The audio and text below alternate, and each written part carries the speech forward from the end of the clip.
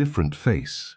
Same pain, same patterns, same dynamic, same specific way it starts, and the same specific way it ends, and the same specific exhausted disbelief of someone who can see the pattern clearly and cannot figure out why. They keep living it anyway. You have told yourself you will do better next time. You have made lists of what you will not accept. You have gone to therapy. You have read the books. You have had the honest conversations with yourself about what went wrong and why and what it says about your judgment. You have done the work. And then someone walked into your life, and something in you recognized them. Not consciously. Not in the way you recognize someone you have met before. In a deeper and stranger way, a pull that your rational mind could not account for.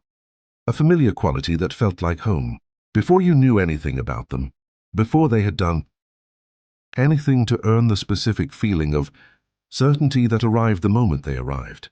And you followed it. And you are now sitting on the other side of it, asking the question you have asked before. Why do I keep doing this? Carl Jung spent his entire career studying exactly this, not as a flaw in the people who experience it, as one of the most precise and predictable mechanisms in the entire human psyche. And what he found is going to explain something about your pattern that you have been trying to understand for years. But I need you to stay with me, because the answer is not what most people tell you it is.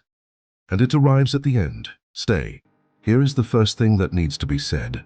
This is not about your taste in people. It is not about poor judgment or low standards, or the specific failure of self-respect that you have probably accused yourself of at some point during one of the harder nights. The people you attract are not the result of you not knowing better. They are the result of something much older and much deeper than preference. Jung called it repetition compulsion, the unconscious drive of the psyche to recreate familiar emotional dynamics, not because the psyche wants you to suffer, because it is trying to complete something that was never resolved. Here is what that means in practice. Somewhere in your early experience, in the specific environment where you first learned what closeness looks like and what it costs and what it requires of you, there was a pattern, an emotional dynamic with someone whose love or approval you needed. That was conditional.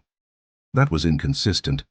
That required you to constantly manage and adjust and perform a version of yourself designed to maintain access to something that should have been unconditional. Your nervous system absorbed that pattern completely, not as a problem to solve, as the definition of intimacy.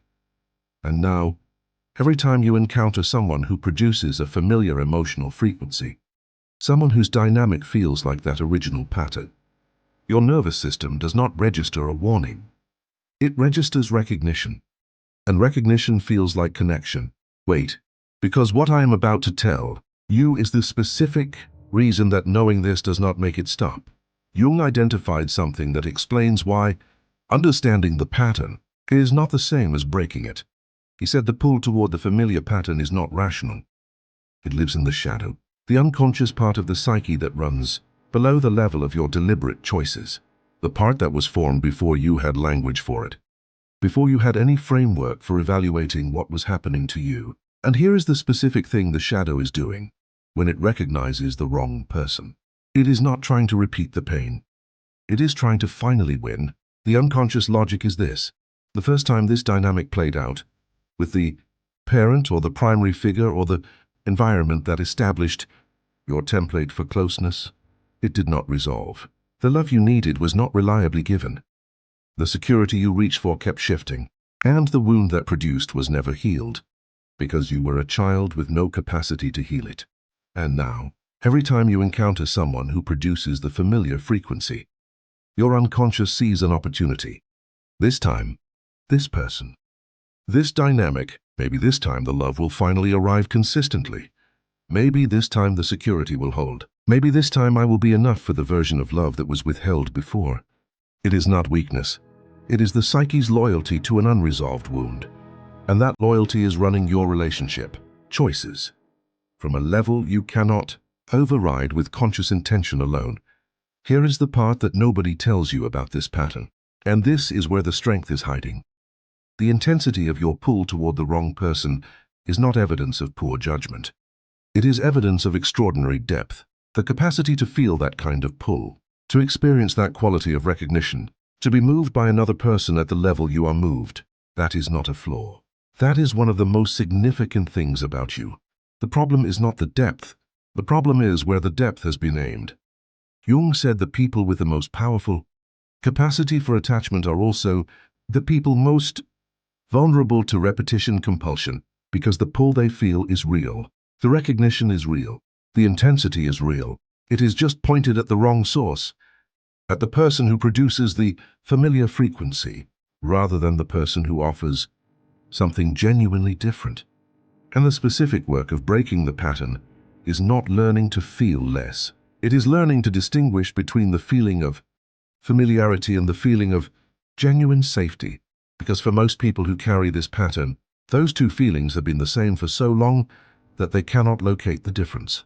Jung called the work of breaking this pattern shadow integration. And I want to be honest with you about what it actually requires, because the simplified version, know your patterns and choose differently, is not enough.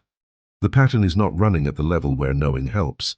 It is running at the level where the body registers the familiar frequency before the mind has had a chance to evaluate it. And changing it requires going to the level where it lives, not to the thinking about it, to the feeling of it. The specific work is this. The next time you feel that pull, that specific quality of recognition and intensity that has always preceded the pattern, instead of following it or fighting it, sit with the feeling itself, not with the person producing it. With the feeling, and ask where you have felt this before. Not in recent relationships. Earlier, much earlier. What does this quality of wanting feel like? Who taught you that this is what closeness feels like? What did you have to do to maintain access to love in the environment that established this as your template? And what is the wound that this person is unconsciously promising to heal? That is the work, not choosing better people at the surface level. Going to the level where the choice is actually being made, and changing what it is oriented toward. The relationship you actually want, not the familiar one. The one you actually want exists on the other side of this work. Not because you will become someone who feels nothing, because you will become someone who can distinguish between the pull toward the wound and the pull toward something real. They feel different, but only after you have learned what the wound's pull actually feels like from the inside. Without the story the mind immediately places over it. That is learnable. It takes time. It takes the specific willingness to be uncomfortable in the gap between the familiar and the genuine, which is real discomfort, and which is worth it, because the relationship that exists on the other side of it is not the one that feels like home because it recreates the wound. It is the one that feels like home because it does not require you to be anyone other than who you actually are. No performance, no constant calibration, no managing yourself into a shape that maintains someone else's interest. Just presence, genuine presence, which you are completely capable of. Once you stop bringing it to people who were never equipped to meet it, if something in this named the pattern that has been costing you and the specific recognition that arrives with the wrong person and feels like rightness, that recognition is not weakness. It is intelligence running on outdated programming. And programming can be updated. Share this with the person who keeps ending up in the same place with different people and cannot figure out why. They need to hear that it is not about their judgment. It is about something much older than any choice they have consciously made.